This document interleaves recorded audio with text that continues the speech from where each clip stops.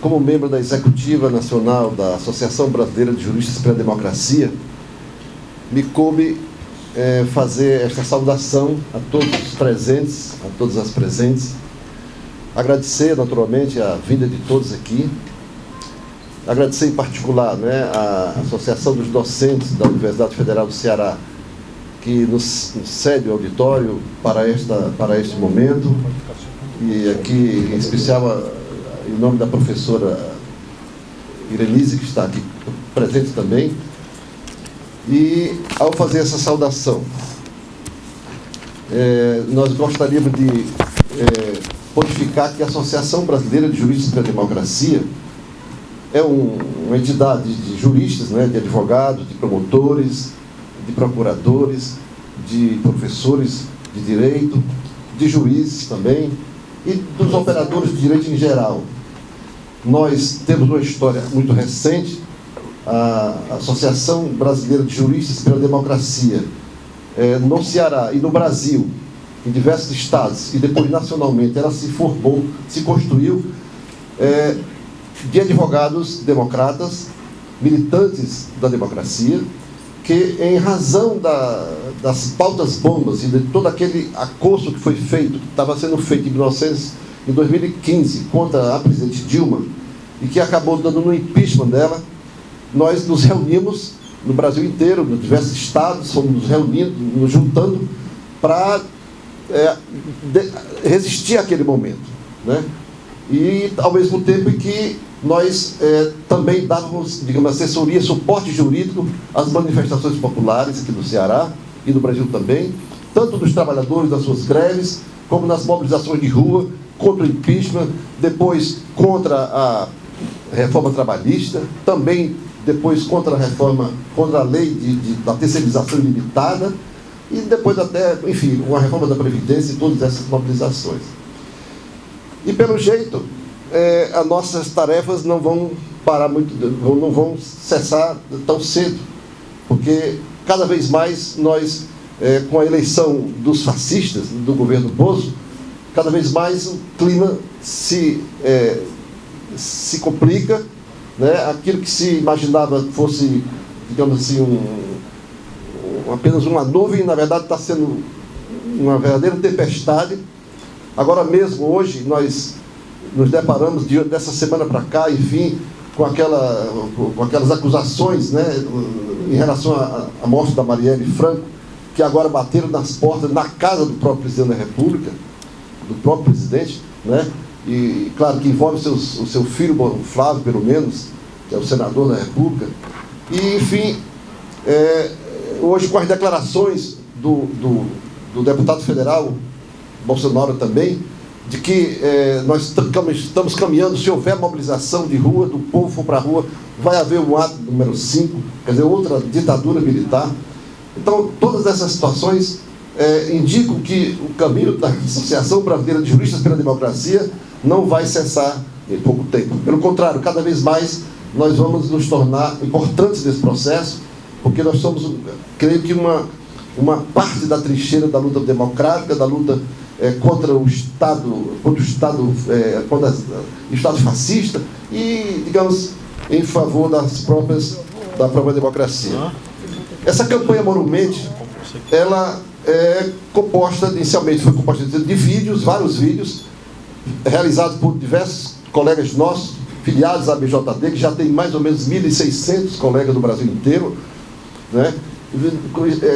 colegas escolhidos para fazerem vídeos explicando que o Moro mente quando afirma que aquelas conversas que ele tinha com os procuradores no caso dos processos do Lula eram normais. Não eram normais.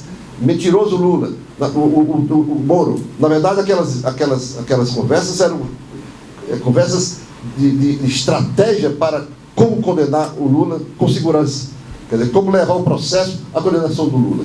Estratégias de defesa, de acusação, estratégias de colocação de testemunhas, enfim, toda uma série de circunstâncias que, evidentemente, que não são naturais de uma relação do juiz com as partes. São, na verdade, um conluio dirigido criminosamente para a finalidade de condenar o presidente Lula e acabaram condenando, levando ao cárcere e retirando da presidência da República. É uma campanha que começou com os vídeos e que depois se instalou no Brasil inteiro através desses atos que nós estamos fazendo aqui. No Rio, em São Paulo, em Curitiba, em Belo Horizonte, em Belém, enfim, nós já fizemos, eu creio que uns 30 a 40 atos públicos de grande relevância em diversos lugares, chamando a atenção da população para que essa farsa judicial que se criou no Brasil com a finalidade de retirar o Lula do processo político, retirá-lo da candidatura à presidência da República e permitir a eleição, no caso do Brasil, desse sujeito que está aí. Fizemos a campanha da presunção de inocência, que também foi uma campanha muito forte. Nós fizemos uma representação no Conselho Nacional de Justiça. Eu vou citar apenas alguns casos, não vou me demorar muito, não é o meu papel aqui. Mas só para dizer que nós realizamos um sem número de atividades por esse Brasil afora, desde de 2015 para cá, e especialmente de 2018, de maio de 2018, quando nos formalizamos como uma entidade registrada nacionalmente, porque o nosso núcleo mesmo aqui é muito mais novo, ele é de um ano atrás, exatamente de setembro de 2018. Então fizemos uma representação criminal contra o Sérgio Moro do Ministério Público Federal, uma representação no Conselho Nacional de Justiça, na Comissão de Ética Pública da Presidência da República, na Comissão Interamericana de Direitos Humanos da OEA, na ONU também, inclusive um dos colegas nossos que foi à ONU daqui do Ceará, o Emerson, que deve estar chegando aí, enfim, denunciando mundo afora, né, o chamado lawfare, né, a utilização do processo judicial no Brasil para condenar o perseguido político, no caso Lula.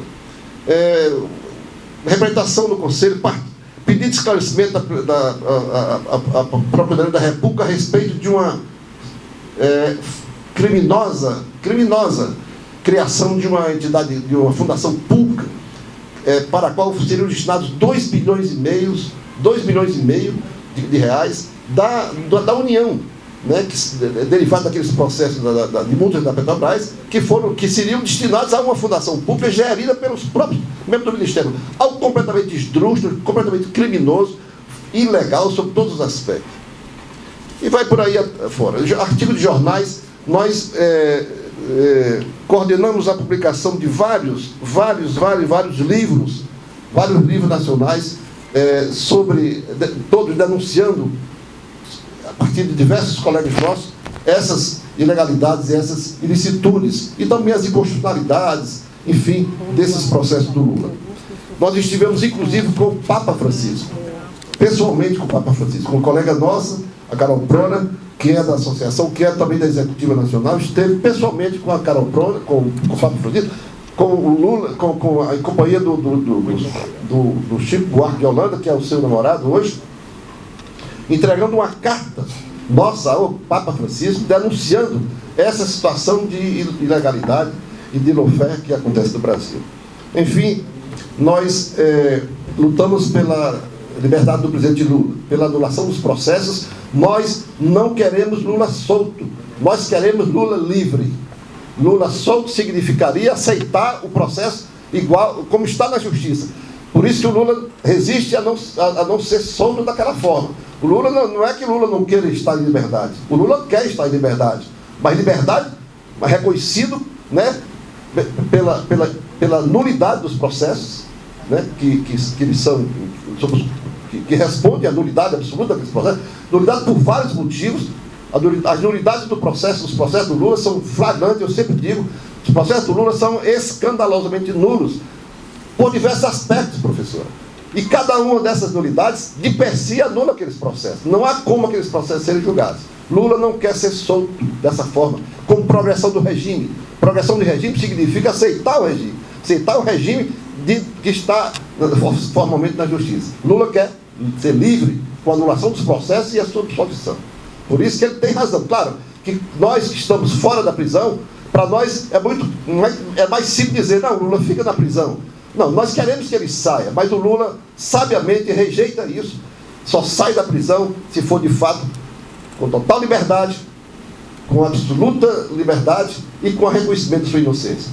Nós, juntos, seguimos conscientes do nosso papel e juntos nós resistimos ao golpe, juntos temos resistido às manifestações fascistas, juntos buscamos preservar o legado, os que no passado lutaram contra a ditadura, contra o arbítrio e a ditadura, e juntos garantiremos a democracia do nosso país. Os fascistas, eles não passarão. Lula livre.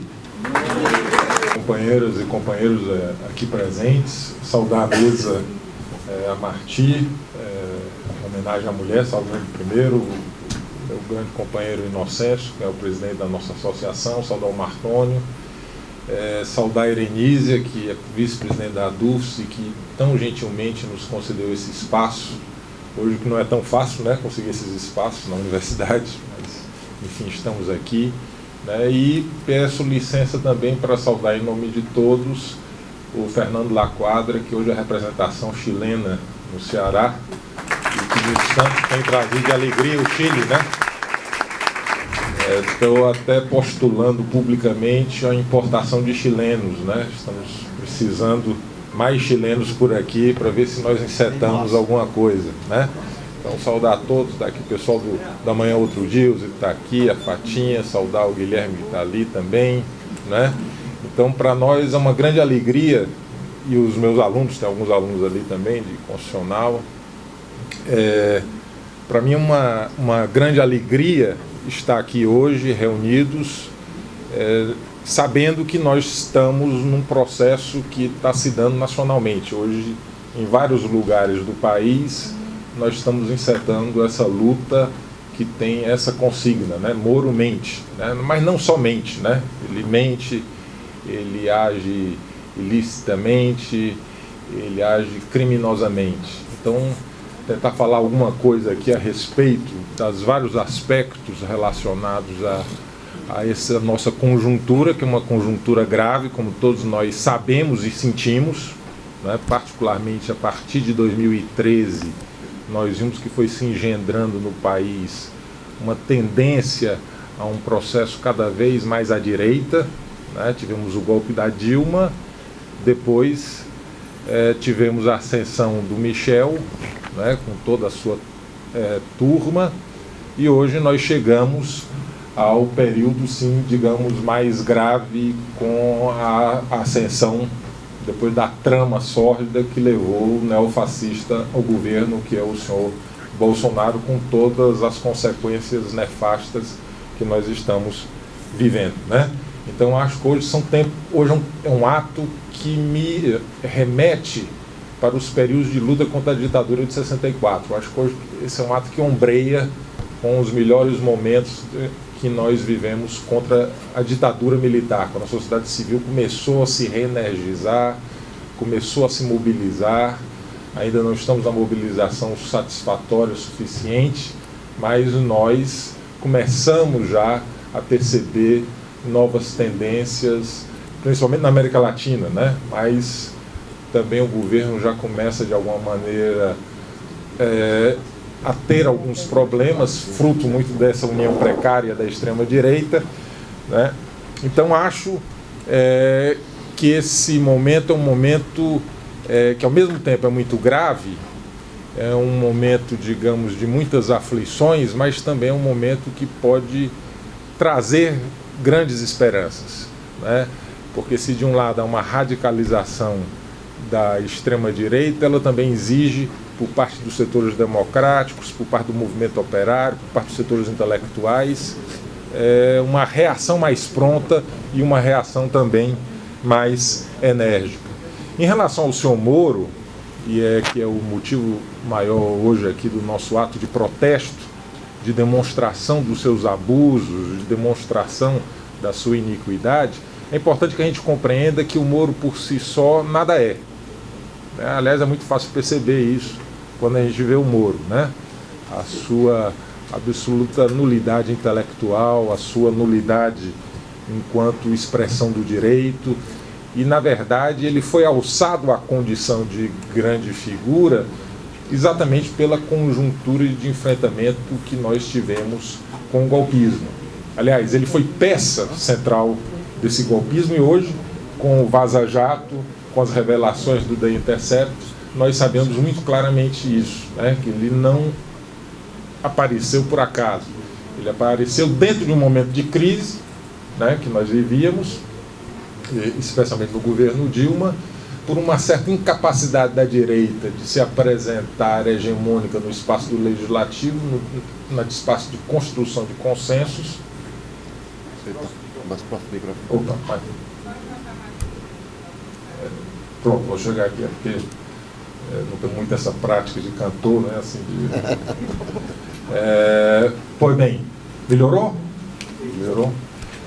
Então é importante que nós saibamos que o Moro se inscreve numa conjuntura no momento em que, se de um lado nós estávamos um pouco mais débeis, mas nem tanto, né? Porque o governo Dilma até tinha uma certa popularidade, mas depois começou a infletir para baixo, mas a direita estava um tanto quanto atônita, né? E não conseguia vertebrar uma hegemonia clara no país. Então ela, em dado momento, se valeu dos seus recursos tradicionais, que são os seus recursos da mídia, os generais, né, as Forças Armadas e o Judiciário. Eu sempre fui um que ouvi muito as referências que o meu grande mestre Zé Albuquerque Rocha, que todo mundo aqui na mesa conhece, muitos então aí também conhecem, que ele vivia a me advertir, né? Quando a esquerda chegar ao governo, um dos problemas centrais que a esquerda terá será com o Judiciário. E a esquerda não tematiza acerca disso, ela basicamente deixava esse tema como um tema secundário, né? Me lembro, inclusive, quando eu era do Conselho da Fundação Perseu Abramo, eu cheguei a uma dada feita abordar isso. Eu usei até aquela formulação do Freud, né, em que eu dizia: o que nós não enfrentamos, nos enfrentará. Não enfrentamos a mídia, ela nos enfrentará. Não enfrentamos o latifúndio, ele nos enfrentará. As Forças Armadas também, mas especialmente o Judiciário, dada a sua relação orgânica com a plutocracia, né? Então, os setores do Judiciário, é importante que a gente perceba que há uma clivagem no Judiciário. Há muitos juízes honestos que entram por carreira, mas há muitos juízes que são vinculados aos grandes interesses, especialmente dos tribunais, especialmente das instâncias superiores. E nós nunca politizamos essa discussão sobre a burocracia. Nós, de alguma forma, deixamos a nossa preocupação central ou para discussão no âmbito do executivo ou do legislativo, ou em outras discussões, mas marginalizávamos o debate sobre o judiciário. Então, é importante que a gente antes perceba que o Moro não foi alçado à condição de protagonista na conjuntura, a expressão da direita, por acaso. Ele foi feito na medida em que se precisou fazer um certo giro na direção do judiciário, uma certa repolitização através da participação dos magistrados. Então eles passaram a nos tensionar. Hoje nós sabemos do conluio, da dimensão que esse conluio se estabeleceu, e em cima de algumas coisas absolutamente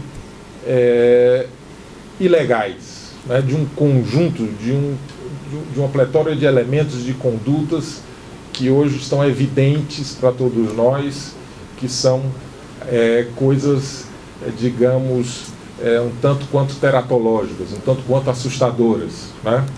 Então, na verdade, o que nós estamos vivendo, aliás, nos últimos anos, mais do que um golpe nos governos legitimamente eleitos, é um golpe que foi dado na Constituição de 88. É importante, o Fernando, a gente participou de um debate nessa semana sobre o Chile, e ele falava que um dos aspectos que o Chile não conseguiu fazer foi uma nova Constituição, né? O Pinochet conseguiu fazer uma transição para uma democracia tutelada, para uma democracia blindada, mantendo a Constituição, impondo a Constituição de 1980. Nós, com todos os nossos limites, nós conseguimos organizar a sociedade civil e conseguimos plasmar uma Constituição que, com todos os problemas, é a Constituição mais avançada que nós já tivemos. Mais avançada do que a de 1934, que foi a primeira Constituição Social, mais avançada do que a de 46, que foi um certo regurgitamento da Constituição de 34, com alguns outros elementos. E a Constituição de 88, como vocês bem sabem, foi uma Constituição que estabeleceu um pacto compromissório dos setores populares com os setores do regime, mas que foi marcadamente uma Constituição que é calcada na afirmação dos direitos fundamentais. É uma Constituição que tem toda uma arquitetônica diferente. Ela começa mencionando os princípios, ela fala de objetivos a serem alcançados, ela fala descreve vetores interpretativos, e depois é que ela vai falar dos aspectos organizacionais, sobre os poderes, sobre o executivo, sobre o legislativo e sobre o judiciário. Então ela é uma Constituição que tem uma densidade axiológica, tem uma densidade de valores, tem um programa dirigente para a transformação da sociedade que causou incômodo desde o início. Importante lembrarmos que quando a Constituição foi promulgada, no outro dia o presidente Sarney convocou uma rádio, TV, televisão, para dizer que o Brasil era ingovernável por causa da Constituição de 88. E o que nós estamos vendo desde que a Constituição de 88 foi promulgada foram ataques sucessivos das elites, dos grandes grupos capitalistas contra a Constituição. Mais de 100 emendas foram feitas sobre a Constituição, conspurcando-a, até que nós chegamos ao golpe que foi dado em 2016. Foi um golpe também contra a Constituição. Se nós olharmos o que é a Constituição brasileira hoje, o que é que esses governos estão fazendo desde a emenda do fim do mundo, que vetou o repasse de recursos para a educação, para a saúde, é exatamente os efeitos do golpe. Então, na verdade, os ataques que nós estamos sofrendo, e especialmente os ataques que o senhor Moro, digamos, corporifica como figura, é um ataque ao Lula, claro, especialmente pela sua liderança, pela sua capacidade de coesionar os setores populares, pelo seu enraizamento, mas é também um ataque à nossa Constituição. É também uma sinalização de um novo processo de acumulação que se estabeleceu no Brasil, uma nova fase de acumulação primitiva, como diria o velho Marx. Então estão avançando sobre em privatizar todos os nossos serviços, estão destruindo a Petrobras, estão destruindo as universidades, estão destruindo a cultura do país, enfim, um conjunto de ofensivas que não são casuais, mas que têm um sentido muito claro, que é um sentido, digamos, de estabelecer um novo padrão de governança, um novo padrão de acumulação. Então, o seu Moro está inserido aí, e ele conseguiu transformar-se na grande expressão disso, apesar de ser uma figura pateticamente medíocre, uma figura sem brilho, uma figura sem carisma, mas que foi posto no momento central, dado também as suas articulações externas, dado o peso que ele tem. Então, o que é que nós estamos vendo, basicamente, sendo feito por ele desde que ele conseguiu esse protagonismo? Um conjunto de agressões, a princípios constitucionais, um conjunto de agressões ao núcleo de identidade da Constituição, que, como eu já disse, o núcleo da Constituição está relacionado exatamente aos direitos fundamentais. Então, por exemplo, todas essas revelações que o The Intercept faz, a primeira coisa que fica evidente é como o Moro desconstruiu, com a ajuda da mídia, do Ministério Público e dos setores empresariais, todos aqueles pilares que nós podemos identificar com o Estado Democrático de Direito. Especialmente naquela sua dimensão mais sensível, que se refere exatamente ao regime jurídico, à proteção, por exemplo, dos direitos individuais, das garantias individuais e das garantias institucionais. Porque, ao contrário do que ele declara, todas essas medidas que ele fez de conluio com o Ministério Público, todas essas medidas que ele fez no sentido de forçar depoimentos, obtendo provas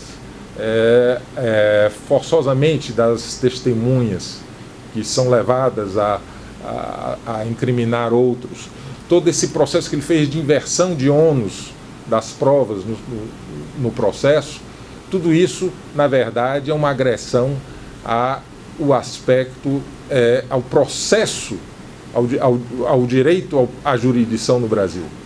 É o que é um dos elementos mais importantes da nossa Constituição. Não só o acesso à jurisdição, mas o acesso a um processo justo, ou seja, com respeito a todos aqueles princípios que informam, né, um processo democrático. Qual seja, primeiro, o princípio da imparcialidade.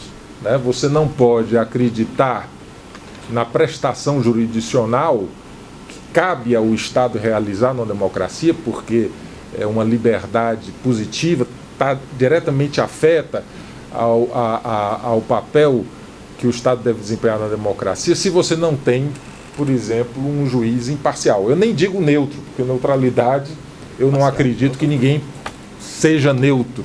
Nem, aliás, a própria Constituição é neutra. A Constituição, ela consubstancia um conjunto de valores, ela é uma Constituição que afirma um programa. Então, ela não é neutra. Então, não se trata de propriamente ser neutro. E não é um problema, por exemplo, um juiz ter os seus a priori ideológicos. Faz parte de um processo democrático, inclusive, que você tenha dissenso no meio do direito. Que, aliás, a gente tem pouco, muito além do que nós deveríamos ter. O professor Martoni pode confirmar isso depois. Né? Nós não temos uma cultura da controvérsia como nós deveríamos ter, nós não temos uma cultura da diversidade de leituras como nós deveríamos ter no direito. Né? Então, seria interessante que nós tivéssemos um vivo debate a partir da concepção dos juízes brasileiros. Só que nós não temos. Infelizmente não temos. Então, não é o problema, é que eu não estou aqui a questionar, por exemplo, que os juízes deveriam ser neutros. Não, eles podem ter valores. Agora, eles têm que se aferrar àquilo que foi colocado pelo poder constituinte originário. Porque dentro de um Estado de Direito, dentro de uma democracia, os poderes não valem per si. Os poderes valem na medida em que são representativos da vontade popular. Eles estão presos, eles estão submetidos às determinações do povo, à manifestação do poder constituinte originário. Então, quem tem o poder constituído não pode voltar-se ou insurgir-se contra o poder constituinte ou contra a manifestação do poder constituinte. A Constituição nada mais é do que o produto desse poder constituinte, dessa manifestação livre do povo e desimpedida. Então, cabe a todos os poderes submeter-se a essas determinações. Mas não é isso que nós estamos vendo. O que nós estamos vendo é a conspiração do poder constituído contra o poder constituinte, especialmente no plano do judiciário. Não só pelo senhor Sérgio Moro, que, como eu digo aqui, faz uma série de ilegalidades, afronta a Constituição nos seus valores fundantes, conspira contra o direito ao processo, ao devido processo, conspira contra o princípio da imparcialidade, conspira contra o princípio do contraditório, da ampla defesa, da fundamentação das suas decisões, das suas sentenças, mas ele o faz porque, infelizmente, há um sistema jurídico que endossa as suas arbitrariedades. Isso é que é o mais grave. O senhor Moro não seria a figura que é se tivesse uma resposta à altura do sistema jurídico brasileiro. Se nós não tivéssemos um Supremo Tribunal Federal conivente, que há muito tempo faz inflexões na sua interpretação no sentido de malferir, de agredir a Constituição. E agredir a Constituição não é um aspecto secundário, não é um aspecto irrelevante, é agredir a Constituição nisso que é a sua identidade. E essa questão da identidade é muito importante. Mudar a Constituição em aspectos menos relevantes ainda se aceita, mas mudar a Constituição naquilo que é a sua razão de ser, nós não podemos de maneira nenhuma aceitar isso. E é o que nós estamos verificando. E é o que o senhor Sérgio Moro fez com o Lula, é o que tem sido feito com a esquerda, é o que tem sido feito com os movimentos sociais. Os ataques não são ataques a todo mundo, são ataques seletivos. Ele usa um método que um grande jurista alemão que foi ligado ao nazismo, que aliás é genial, né? Que é o Carl Schmitt, né? E que ele mencionava que o direito é decisão. O direito não está no espaço da normatividade abstrata. O direito está no momento em que você interpreta e dá aplicabilidade àquela norma a uma situação concreta. E o que nós estamos vendo no Brasil é que essa aplicação do direito, especialmente na sua veia punitiva, ela vai exatamente contra determinados setores, que são setores populares. E afronta os valores básicos da nossa Constituição. Afronta, inclusive, e é importante também que seja colocado isso, os tratados internacionais de que nós somos signatários. Aliás, não há como interpretar o direito constitucional sem perceber sistemicamente a sua relação com o direito internacional. Então, o que nós estamos vivendo com o senhor Moro, o que nós estamos vendo na sua triste figura, que não tem nada de nobre como o Dom Quixote, né, mas muito pelo contrário, né, é exatamente um ataque aos aspectos mais cruciais do Estado de Direito, aos aspectos mais cruciais do nosso sistema de justiça, é um ataque à cidadania. O ataque ao Lula, na verdade, é pelo que o Lula representa. Por que prenderam o Lula? Porque o Lula representa o povo brasileiro. Porque o Lula traduz essa demanda do povo brasileiro. Porque o Lula corporifica 40 anos de síntese organizativa e de processos que foram feitos no Brasil. Se nós olharmos ao longo da nossa história, qual é a única figura que ainda está há 40 anos na vida política brasileira, um aspecto central? Brizola já faleceu, Ulisses Guimarães já faleceu, né? O que nós temos como figura hoje mais importante, que faz a conexão do processo atual com ondas longas da nossa história, é a figura do Lula. Então é importante nesse momento encarcerar o Lula, porque é importante encarcerar o povo brasileiro, é importante encarcerar suas energias, é importante retirar, digamos, o nosso protagonismo, é importante incutir a nós o medo, porque o totalitarismo só se estabelece com base no medo. E eles não querem ficar só aqui. Ou nós avançamos, lutamos contra essa marionete que é o Moro, lutamos contra o seu chefe que é o Bolsonaro, lutamos contra toda essa conspiração que hoje nós sabemos que foi trazida à tona até antes do que nós imaginávamos, ou isso ainda pode piorar, porque o projeto de quem está no governo, e hoje o Moro inclusive está no governo, né?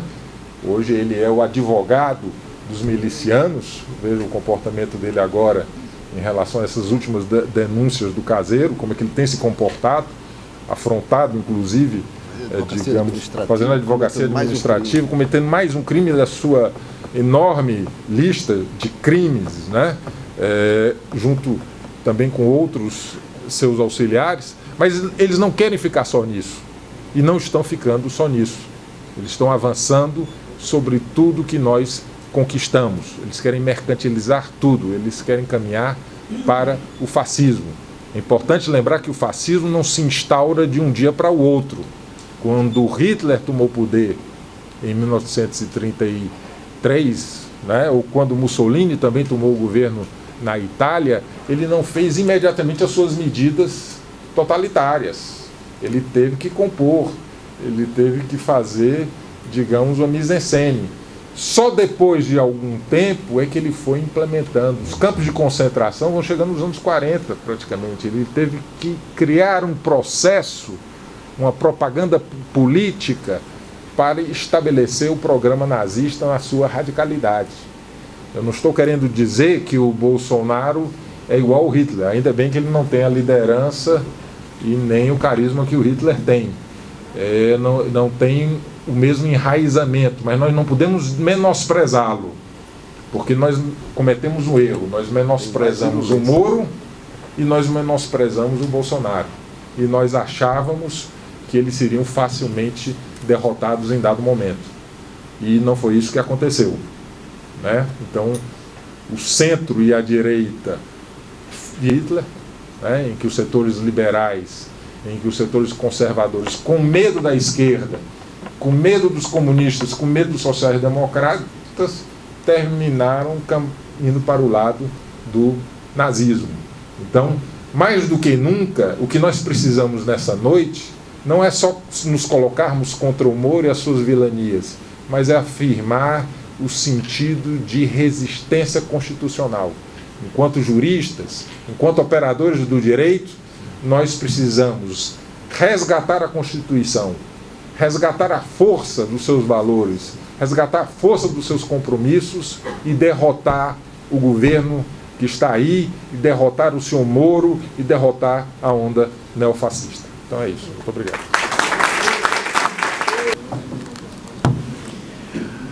Boa noite, muito boa noite a todos. Meu cumprimento especial ao doutor Inocêncio Shoa, colega Newton Albuquerque, minha querida amiga Marti.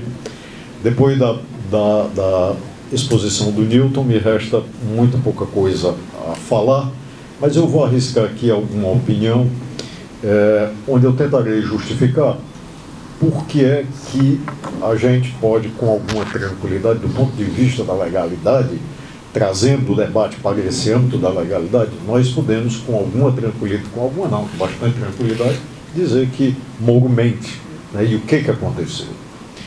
Não é a primeira vez que esse tipo de fenômeno ocorre aqui no Brasil, ou muito menos, né, na história.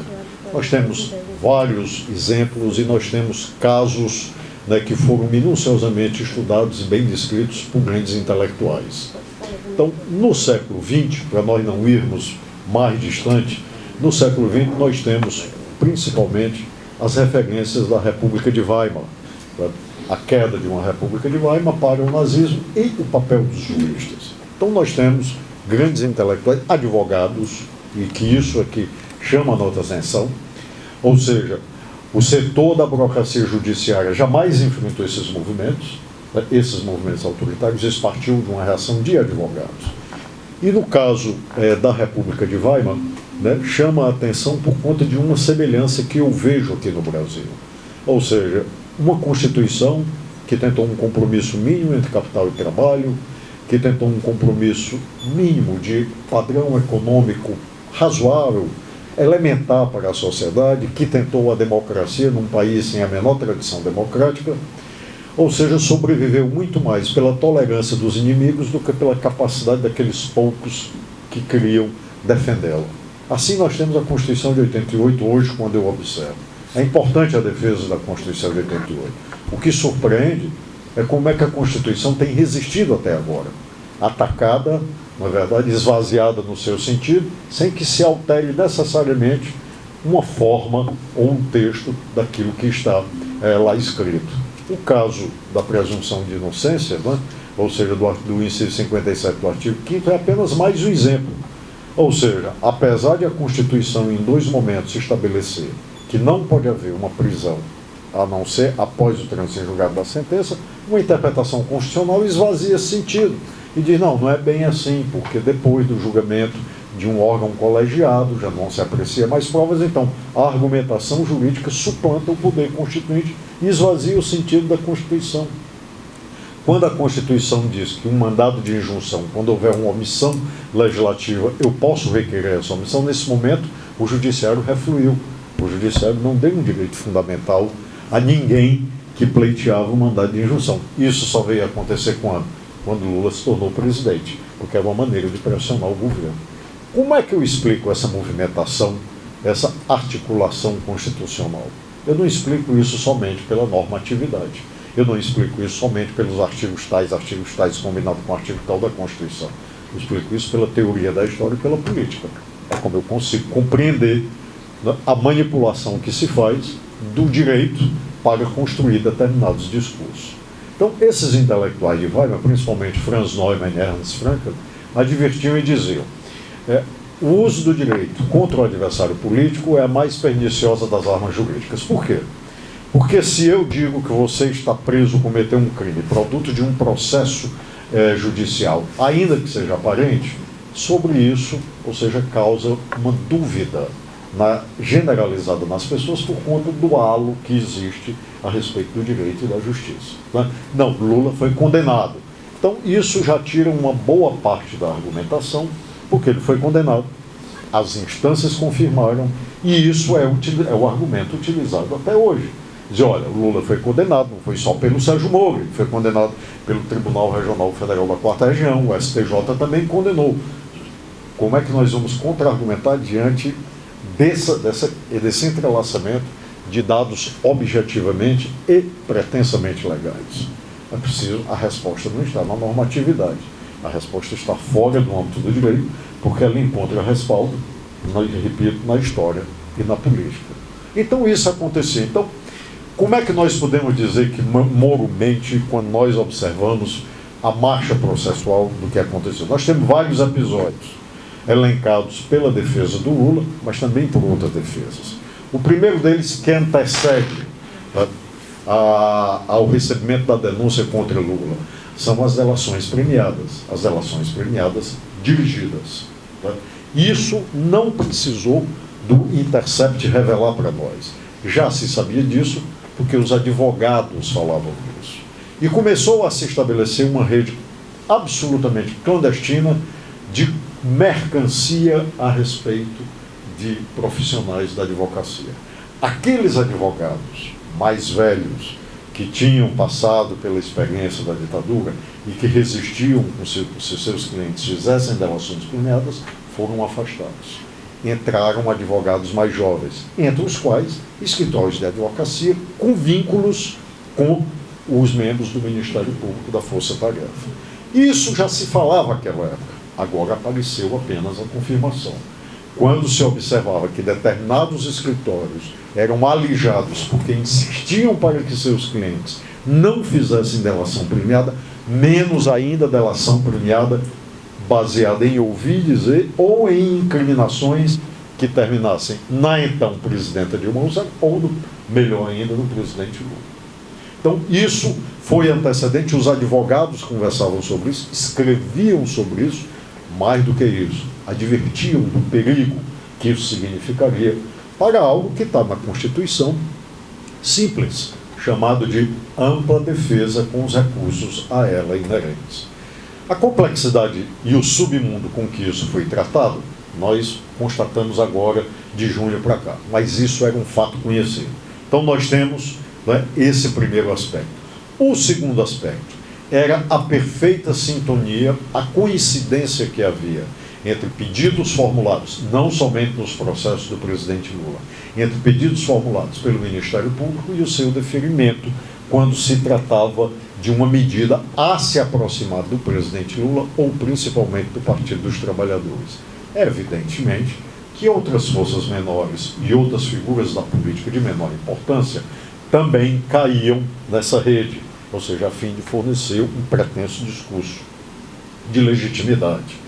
Isso também era comentado pelos advogados. Eu tive a oportunidade de, ainda em 2015, participar de um evento. A maior associação, o Dr. Inocêncio conhece melhor do que eu, a maior associação de advogados criminalistas, né, está reunida no IBCCRIM, Instituto Brasileiro de Ciências Criminais, que produz um boletim excelente do ponto de vista intelectual, do ponto de vista do debate sobre direito penal. Isso em 2015, os advogados diziam abertamente, e diziam que isso acontecia. Isso também acontecia em outras instâncias, às vezes, dependendo do réu, havia este conluio. Mas o que impressionava os advogados era a inexistência, e isso era o inusitado, da correção desses fatos acontecer pela instância superior. Isso em 2015 ainda, no final de 2014, começo de 2015, os advogados já falavam disso neste evento, em São Paulo, né? Eu participei e ouvi muito esse discurso. Então, essa realidade acontecia. E eles, repito, que eu vou retomar esse ponto, né? Isso é importante porque os advogados diziam que isso é perigoso, isso não vai terminar bem, vai haver uma ruptura do Estado Democrático de Direito. E o que acontecia? Né? Acontecia que essas ilegalidades que aconteciam, essas coações para a tomada de depoimento, para a construção de uma tese, né, elas eram realizadas, o juízo homologava e elas eram confirmadas na instância superior. Então, chegamos então ao processo de Lula, né, que tem uma base, depoimentos, e um dos depoimentos que tomou base foi um porteiro, né, outra figura que está recentemente em voga, foi um porteiro que chegou a ser candidato a vereador na cidade de Santos. Não foi eleito, mas foi o porteiro que confirmou a presença do ex-presidente Lula e de sua falecida esposa nas visitas, nem várias visitas, que ele não soube dizer quando. Então, e ele foi candidato a vereador na cidade de Santos na eleição de 2016. Não foi eleito, mas aproveitou, né, a onda de popularidade para isso. Então, esses foram os básicos e uma delação. E aqui, a delação de Léo Pinheiro, né, ou Adelmário Pinheiro, da OAS, que mudou a sua delação. E ao ser indagado na audiência, né, por que é que ele tinha feito isso pelos advogados de defesa do ex-presidente Lula, ele então respondeu claramente: isso é com meus advogados, que ele havia substituído. Portanto, aquele depoimento foi o suficiente para incriminar o ex-presidente. Ele negociou, né, a redução da sua pena e aceitou fazer o depoimento da forma que fez. Depois se arrependeu disso, mas isso não sensibilizou as instâncias superiores. Então nós tivemos já essa denúncia, ou seja, no rescaldo do que já vinha acontecendo anteriormente. Depois nós chegamos em 2016, e aqui sim um ponto importante, né? Em 2016, a iminência do impeachment começa a se concretizar, do golpe contra a ex-presidenta Dilma, e no dia 4 de março, o primeiro teste, que é uma condução coercitiva contra o ex-presidente Lula. Tá? Sem uma mobilização não vista, absolutamente desnecessária, e imediatamente questionada perante o Tribunal Federal da 4ª Região o porquê dessa medida tomada. O tribunal se limitou a dizer que aquilo era um juízo de instrução, sequer apreciou aquele ato do juiz, porque dizia que ele era o condutor do inquérito. Portanto, não estabeleceu nenhuma correção, que é o papel de uma instância superior a isso. Mas no dia 16 de março acontece um fato, né, que aí não deixa dúvidas, que foi a divulgação, a decisão da divulgação de um áudio entre a então presidenta Dilma Rousseff e o ex-presidente Lula, e que foi o nó decisivo à bem-sucedida campanha do golpe. Ou seja, logo depois, um mês depois, se dava a votação na Câmara dos Deputados e a presidente Dilma, então, havia o recebimento da denúncia contra ela por crime de responsabilidade pela Câmara dos Deputados. Mas o que aconteceu aqui? Aqui é o primeiro, a concretização desse acúmulo histórico a que eu me referi. Quando o juiz Sérgio Moro divulga essa gravação, imediatamente a defesa do ex-presidente Lula recorre ao Tribunal Regional Federal da 4ª Região, alegando novamente a suspeição do ministro e a sua parcialidade. O tribunal rejeita. E não satisfeita com isso, é instaurado um processo administrativo no mesmo Tribunal Regional Federal da 4ª Região contra o juiz Sérgio Moro. E aqui o primeiro sintoma do que realmente se tratava. Tá? O Tribunal Regional da 4ª Região, com exceção de um voto, por sinal, um ex-procurador do município, procurador-geral do município de Porto Alegre, desembargador federal Rogério Favorito, foi o único voto contrário. Mas o que é que chama a atenção no voto? As palavras do relator Rômulo Pizzarotti. Ou seja, ele teve a coragem, e isso ficará naturalmente para a história, porque esta decisão até hoje está valendo. Até a presente data, essa decisão não foi reformada. Ele disse que a Operação Lava Jato, tá, por ser um caráter excepcional, não pode ser aplicada a ela a lei normal. Ou seja, não é só a lei, não pode ser aplicada à Constituição, porque o foro de um presidente da República, o Supremo Tribunal Federal, ignorou completamente isso. Então, quando o Moro mentiu e o Tribunal Regional Federal da 4ª Região manteve isso, aqui alguns de nós que ainda tinham dúvidas dissiparam qualquer dúvida que tinham. Ou seja, não haverá freio a esse tipo de comportamento, a essa violação de legalidade. Porque uma corte colegiada, que a quase unanimidade decide manter uma decisão dessas, então ela está sinalizando para a sociedade que não tem nenhum temor relativamente no que se trata a esse caso. Coincidência da história. Né? Em 1937, tá? Um desses intelectuais da Alemanha, na sua obra chamada O Estado Dual, ele retrata uma decisão do Tribunal Superior do Trabalho, então da Alemanha, tá? Onde ele traz uma decisão contrária ao Sindicato dos Trabalhadores Têxteis da cidade de Dortmund, e entre estes trabalhadores havia, claro, trabalhadores de origem judaica. E eles reivindicavam a aplicação da lei de proteção do trabalho, da jornada de trabalho. O tribunal escreveu: a legislação de proteção ao trabalho social não pode ser aplicada neste caso, por se tratar de exceção, e é uma exceção que é aceita não somente no âmbito do Partido Nacional Socialista, tal dos trabalhadores alemães, mas sim pelo clamor das ruas da maior parte da sociedade alemã. Depois de o que esse autor, Ernst Frankl, ao rememorar essa decisão, ele chama o terror das ruas, e não o clamor das ruas. Logo depois disso, nós veremos a resposta a isso no Supremo Tribunal Federal, de dizer que a aplicação da Constituição das leis deve olhar o clamor das ruas, né? Principalmente a partir do ministro Luiz Roberto Barroso, exatamente aquele que se reivindicava o portador do iluminismo. Não há nenhuma novidade nisso, né? Essa é só uma das sentenças que o autor dessa obra, O Estado Dual, Ernst Frankl, nos traz, mas são várias as sentenças alegando a legitimidade do clamor das ruas, e é verdade. É verdade porque em 1934, 96% dos alemães, num plebiscito realizado em agosto de 1934, concordou em transferir os poderes do presidente alemão que tinha morrido, Hindenburg, e do parlamento alemão que ele próprio tinha incendiado no ano passado, concordou em transferir todos os poderes para o Führer. Portanto, estava sacramento. Do ponto de vista de uma legitimidade formal, eu não posso questionar, dizer que 94% de uma sociedade que escolheu este caminho não sabia o que estava fazendo. Mas sabia.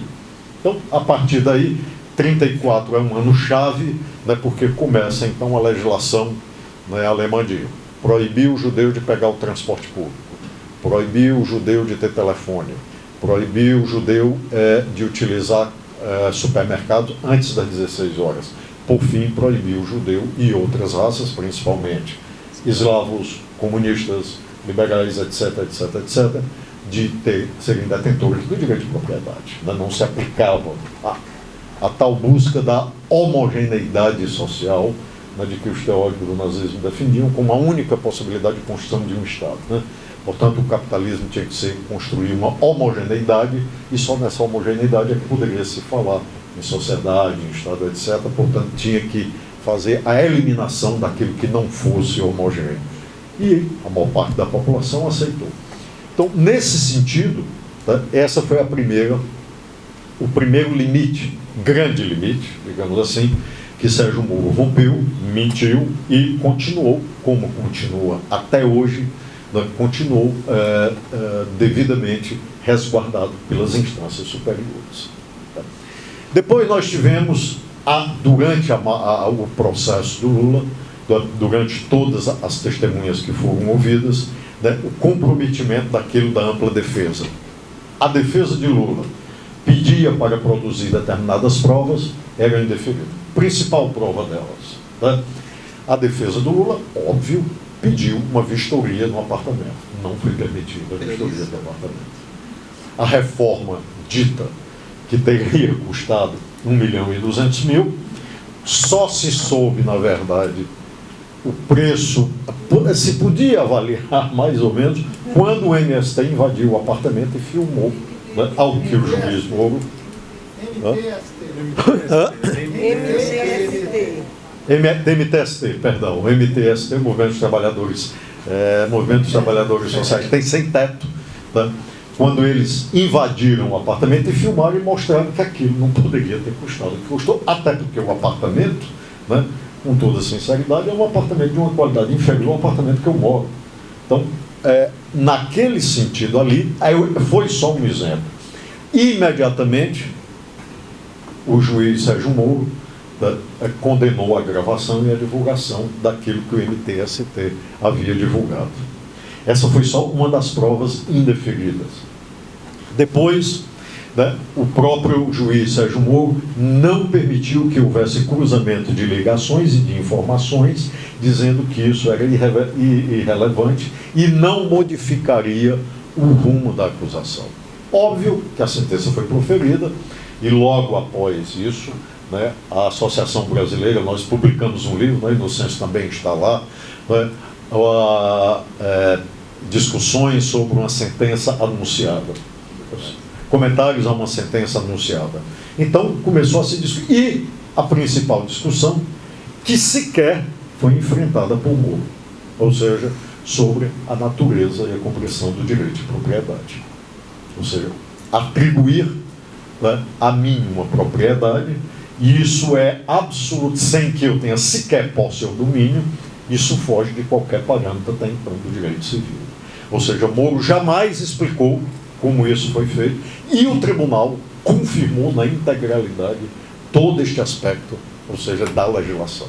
Então nós estamos observando que, pelo aspecto daquilo que a gente chama de dogmática jurídica, a sentença consistiu, ou seja, tudo consistiu numa tentativa, não uma tentativa, porque se consolidou mesmo, numa busca de formar uma acusação discursiva daquilo que não corresponde à verdade, mas satisfaz aos interesses políticos aqui que o Newton falou também.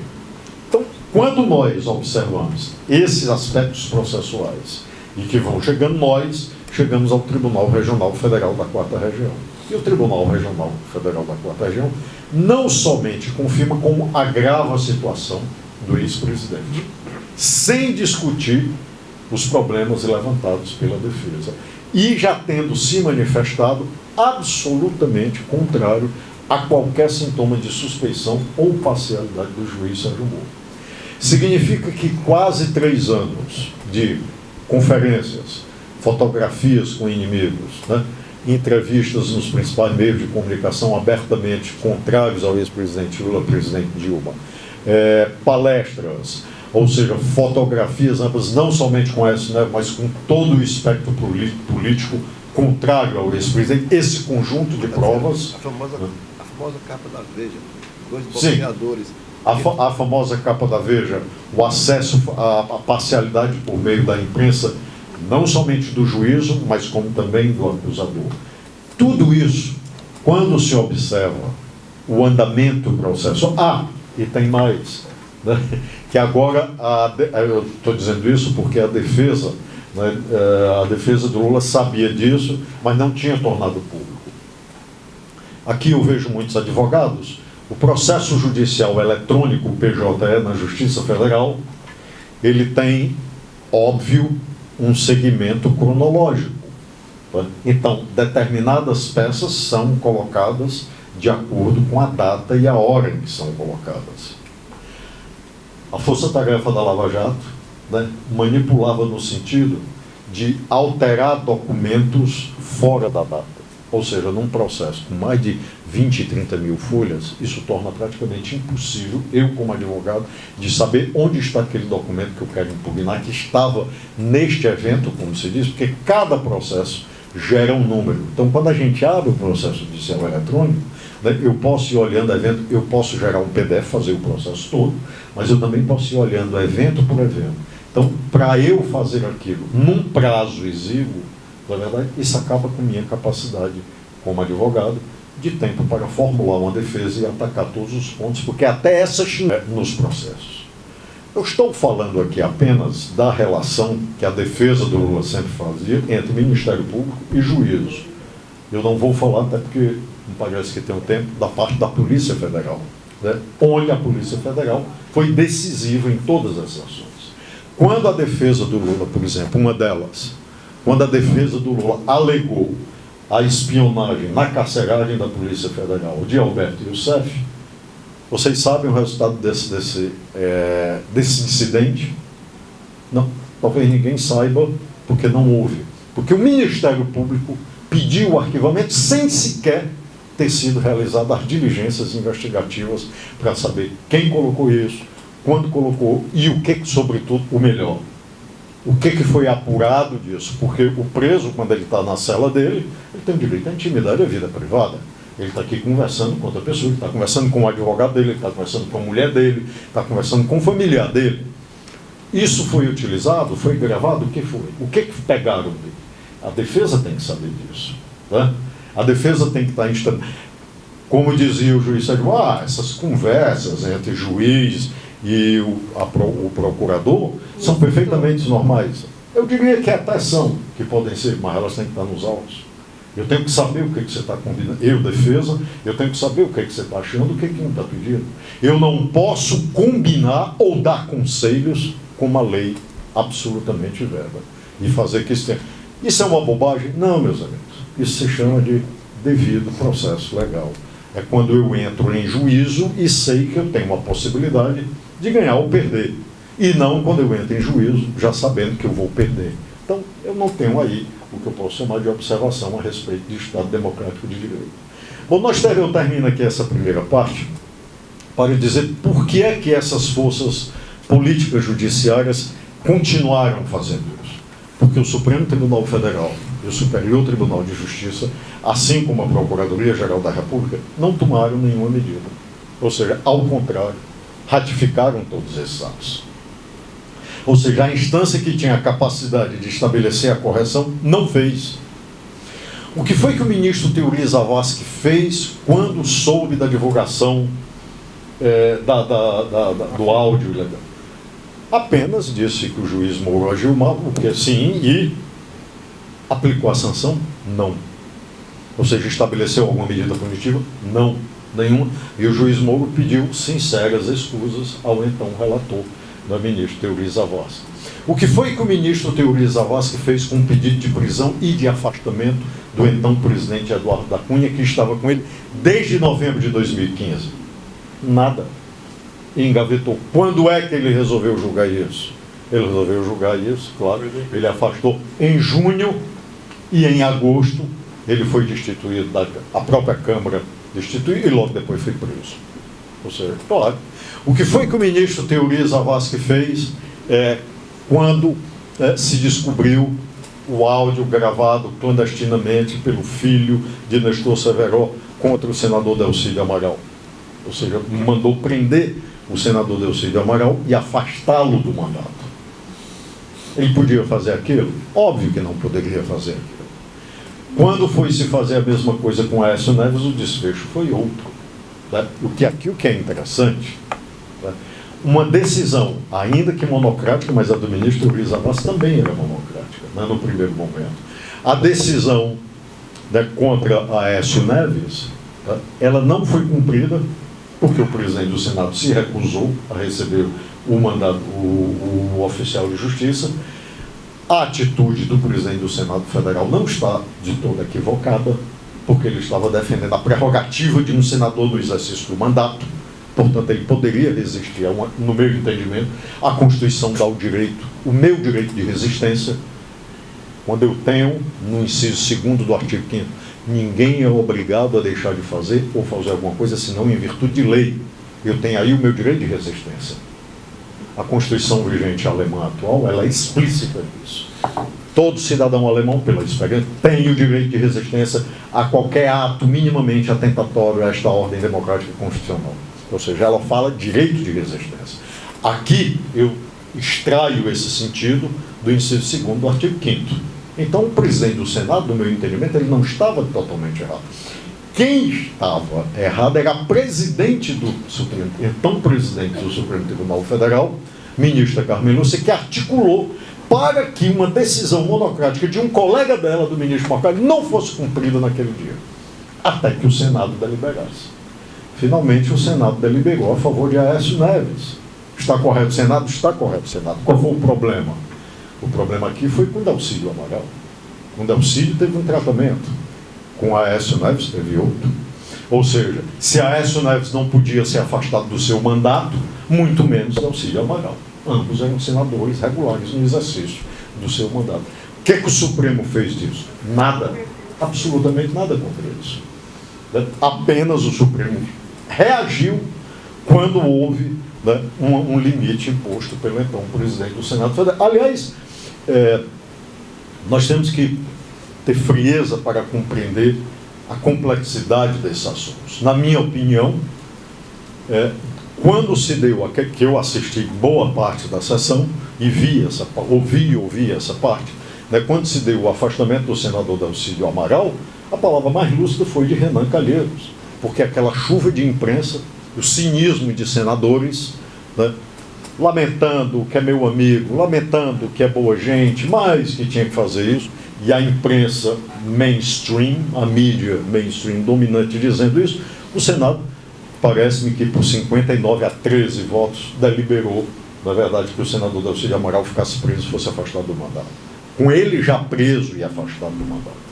Esse é o problema. A Aécio Neves não estava preso, estava em casa esperando o resultado da decisão do Supremo Tribunal Federal. Nem a ditadura militar fez isso. Nem a ditadura militar. Bom, mas o fato que o senador Renan Calheiros disse, senhores, nós não estamos discutindo aqui se o senador Dalcídio Amaral é uma pessoa boa, mas se é um amigo leal, se é um bom senador, tudo. Nós estamos discutindo aqui a prerrogativa de um senador da República eleito em pleno exercício do seu mandato, que é o que a Constituição garante. Foi o único momento, foi a única fala de uma autoridade, né, que não era do campo da esquerda, né, mas que teve a coragem de dizer, eu tenho que defender a instituição da qual eu sou presidente do Senado Federal. Né. E se defender também. Que fosse. Né, mas isso, no meu entendimento, Newton, perde a importância porque a Constituição o defenderia. Né, ainda que ele seja canalha, que ele seja qualquer coisa, os canalhas têm direito a um julgamento do devido processo legal. Se eu não realizo este sentido, eu perco o parâmetro, que é um parâmetro precioso. É o parâmetro, né? Quantos minutos? 30 minutos, né? É um parâmetro civilizatório, ou seja, que é o que a Constituição me oferece. Então, meus amigos, essa consecução de acontecimentos, né, tem muito mais do que isso, né, no âmbito dos processos, principalmente, não somente nos processos relativamente ao ex-presidente, mas principalmente nos processos relativamente ao ex-presidente, ou seja, se acompanha esse tipo de mentira construída. Portanto, a recuperação disso, me parece, né, que o discurso do ex-presidente e da defesa, quando querem a declaração de suspeição da sentença que foi julgada e a anulação do processo, do ponto de vista político, nem falo, me parece adequadíssima também. Mas do ponto de vista da legalidade constitucional, mais ainda. É o único elemento que pode fazer e pode restabelecer o Estado Democrático de Direito entre nós. Ainda, evidentemente, que essa próxima semana vai ser decisiva, né, pelo que se anuncia. Nós teremos o julgamento da segunda instância e o pedido de suspeição a respeito do ex-presidente Lula. Nós temos que ver quais são os efeitos que o Supremo Tribunal Federal dará dessa eventual declaração de nulidade. O processo vai começar do zero, o processo vai aproveitar as provas produzidas, que fases processuais serão reconstruídas ou não. Porque isso vai ter uma simbologia, claro, vai ter um impacto disso. Vai ter um impacto. Se o Supremo Tribunal Federal tiver a coragem, né, de restabelecer a Constituição, para nós que defendemos até essa legalidade de 1988, né, isso será positivo. Mas nós não somos ingênuos e sabemos que isso desencadeará reação do lado reacionário da sociedade brasileira.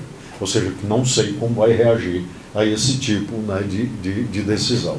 Portanto, mais do que nunca, eu vejo com muita alegria um evento desse, que eu acho que é quando nós precisamos estar mobilizados nesse sentido.